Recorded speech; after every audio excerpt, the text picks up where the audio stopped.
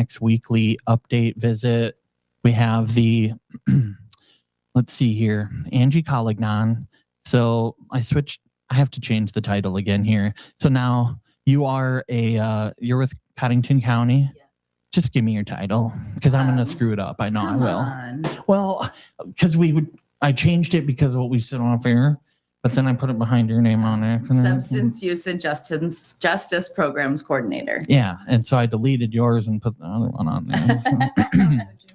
Terrible. So good morning. Good morning. Thanks for having us again. Yes. Thank you for joining us. You brought a special guest with you. I did. I would like to introduce Tiffany Barthel. Most of our community knows her as the treatment court coordinator, but we recruited only the best for the new defense support position through the county. Oh my goodness. Hello. Good morning. Hi. Thanks for joining us.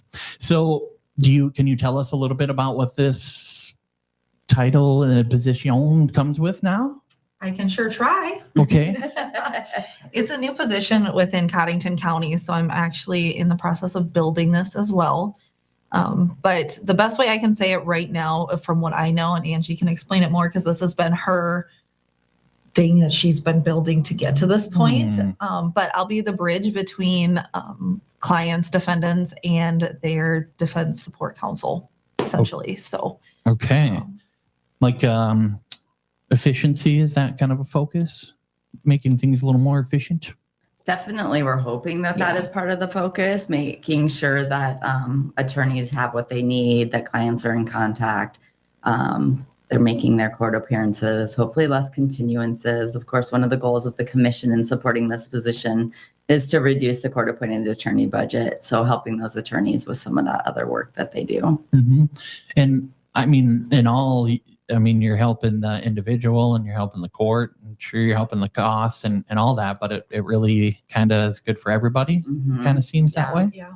Yeah. And it's, there's people that get arrested for the first time and are scared, have no clue what to do. And I can help with that instead of them going to their defense attorney and, the attorney works on the legal piece of it. But what if they don't have a house? The client doesn't have home, food, clothes. The attorney shouldn't be doing that. So being able to be, again, that bridge and or get them to the correct resources, per se. Mm-hmm.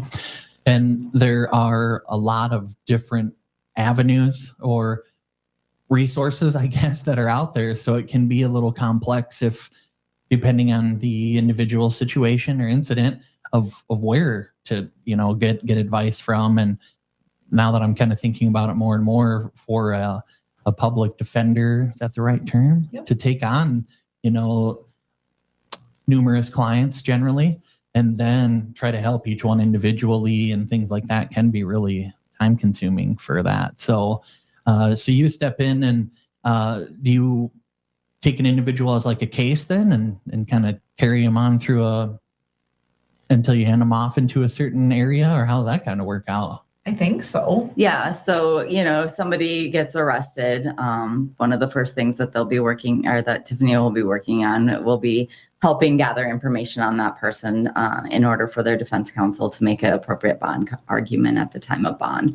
So just gathering some of their background information. For example, if you get arrested for a domestic violence simple assault, you can't go home likely because you'll have an automatic no contact order with the person that you assaulted. Mm-hmm. If it's a domestic, it's somebody in your home.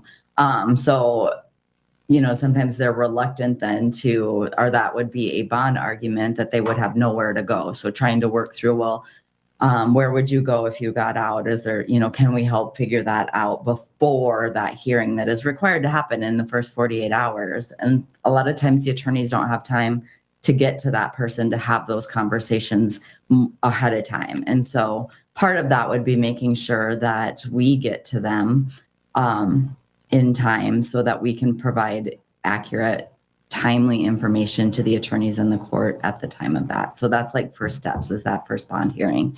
And then if they do get out, just assuring there are no barriers to meeting their court-ordered bond conditions, whether it's 24/7, no contact order, making sure they come to court. Do they have a place to stay, eat? Do they have what they need to be successful, to maintain public safety so they're not reoffending, to get to the conclusion of their case? in a timely, efficient, safe manner while supporting any other needs that they might have while they're out. So what if they don't, then you just help guide them to whatever organization can assist them with somewhere to stay, or whatever assistance they might need? Yeah, that is the point of it. Mm-hmm. And luckily with my experience in treatment courts, I know what Watertown has to offer, the resources we have. So there's always somebody that knows something to help another person. And we're really fortunate in Watertown for that. So just making sure that they see their case through, somebody's guiding them, helping them, and then not putting all that pressure on the defense attorneys and be charging the county for all those extra costs. So you think that this will also help, this will help individuals too, like as far as maybe how their case is handled? Yeah, it's just going to be more efficient and timely. So they will, I don't know how many times working, whether it's in treatment court or even my position now, they're like, we've called our attorney 100 times. Well, they're calling for a lot of things that are not necessarily always legal issues. And the attorneys have 100 clients calling 14 times a day.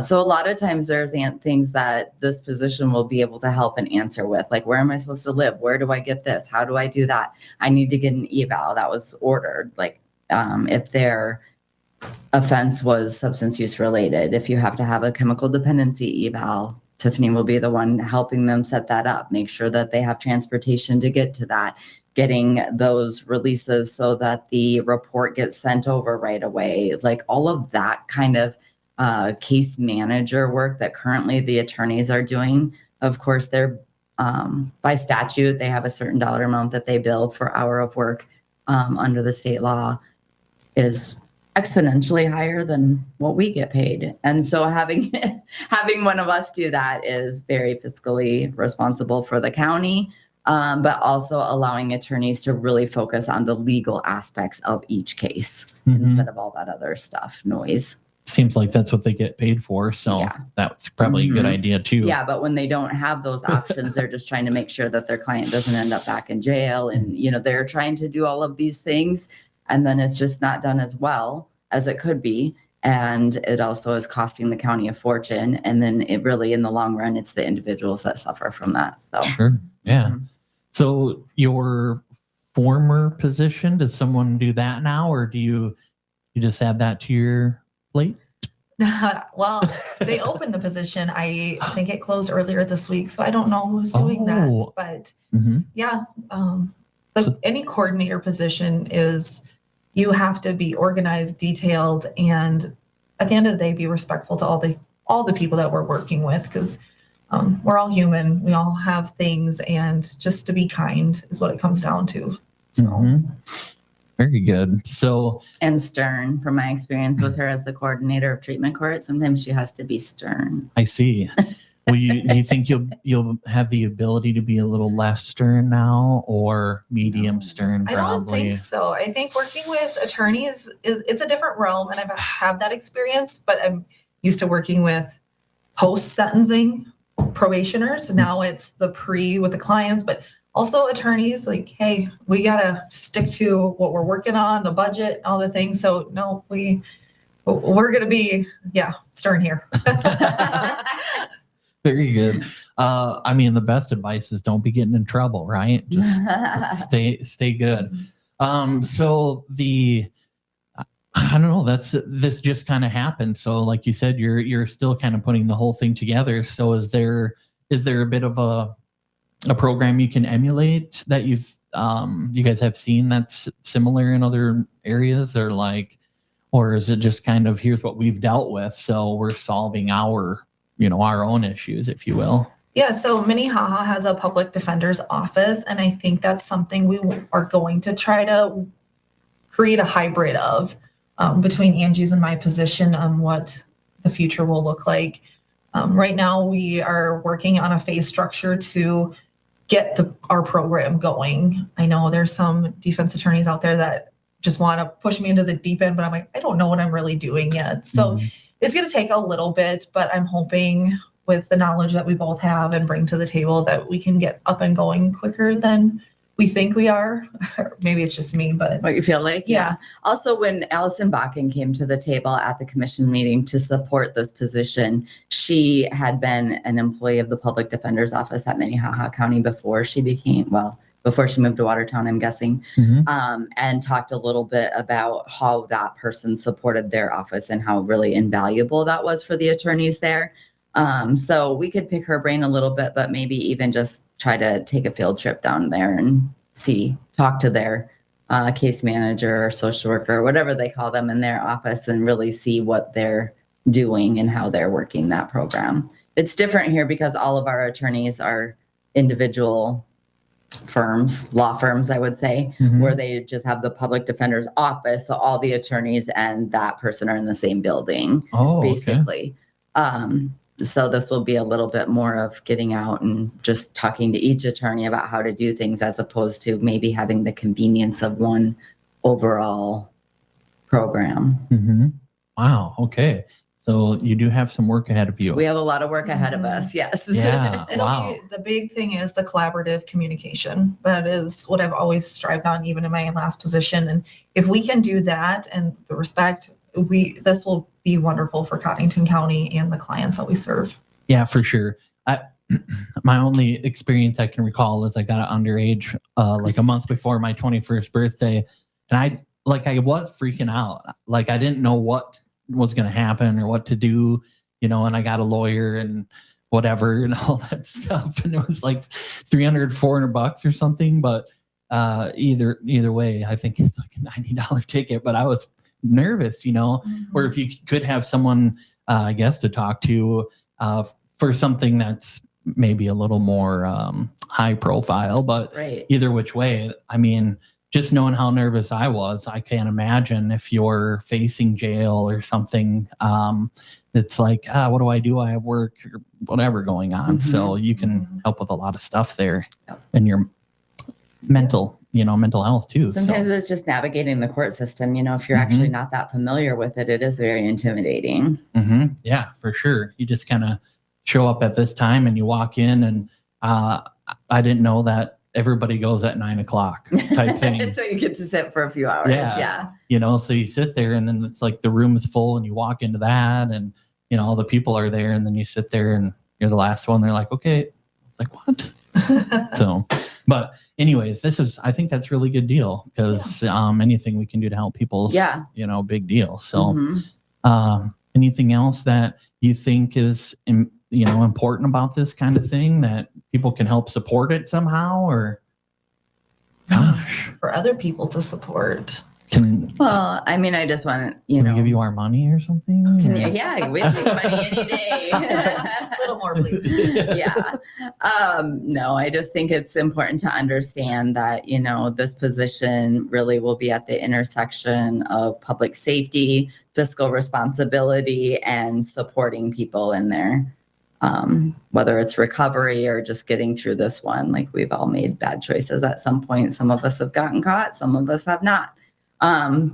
So everybody is kind of a second chance, and it's really hitting people. Both Tiffany and I have come from post-sentencing, so drug court, where you're really at the deep end of the legal system, and your next step is prison. Well, we're really hoping that we get to people now where their next step could be jail, but we're trying to avoid that as well. So much earlier intervention. It's just a new, different concept for both of us. So working through that and it's just a different level of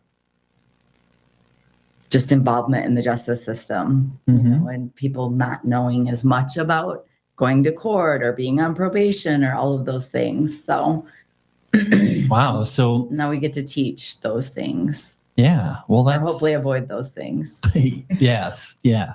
So really, when you think about it, I mean, as a citizen, if you will, I mean, you have, you'll still have treatment court, right? And then you have this now, that's a newer position that long-term is helping people many various ways, relieving some expense through the county as well. And maybe we help some people stay out of, jail, which helps with a different kind of, that's more expense too, right? Right. So, and then all this preventative work that I think is done within the county too. So, I mean, there's I think Yeah. people should really recognize how much work is done outside of just getting pulled over and thrown in jail. Right. And that's all you Yeah. think you see, you know? Yeah. So, Mm-hmm. and the judges are in these conversations and stuff too, right? Yep, All the time. Yep. So we always have conversations with all of the players that are involved and have meetings with what they would like to see and how those work. So, yeah. gosh, you guys are just the best. Anything else, Tiffany, that you want to say? I'm just learning. Yeah. Hasn't been hard in my brain. I was in law enforcement, so I know that side of things. And then I go to treatment court, which is post-sentencing. And now I'm kind of back to the beginning of it. And I'm just trying to wrap my brain up around it all. So it's fun. It's exciting. And I've told my treatment court team over the years is that Watertown is probably one of the most resourceful communities in the state. Just when I've talked to other coordinators, they're like, what does Watertown have? I'm like, oh, you guys have no idea. Like, we have so much here to offer. And I don't think people understand what we can do. And so when somebody gets arrested and they don't know what to do next, it's here. We have it. We just have to get you to it. So awesome. When I first met Tiffany, she used to always say, oh, it's not what you know, it's who you know. So, and I still believe that to this day. Like, it's all about relationships and communication. For example, last night, about 4:00 yesterday afternoon, we had a gal hobble in on crutches who had just been released from jail, had a card in her pocket and said, they told me to come here, had nowhere to go, had been released with nothing. She had our card. That was all she had, and her bond paperwork, and no place to sleep or any. She had a broken leg. She was on crutches and had nowhere to go. So at 4:00 last night, Paige and I were chatting with her and trying to find her a place to be, and we did. But it's just that kind of stuff. It's who you know, definitely. My goodness. I couldn't imagine, if you had to kind of stop everything to help a friend out real quick. Yeah. But like, that's what you deal with somewhat on a consistent basis, Yeah, usually it's Friday afternoons. So being that it was only Tuesday was nice. Yeah, you have a little time to decompress and ramp up for or that more. you don't have more plans that night already. That kind of a thing where you're like, or Paige is gone. That's really. Oh, you don't just walk right out at 5:00 every day. Not when that happens. Yeah, I see. So you going to be doing things like outside of the court type situation? Is there like education that comes with this? Do you have to like go and do, you don't really have to go out and educate people on this because they're probably coming to you if they need that. Do you mean the public?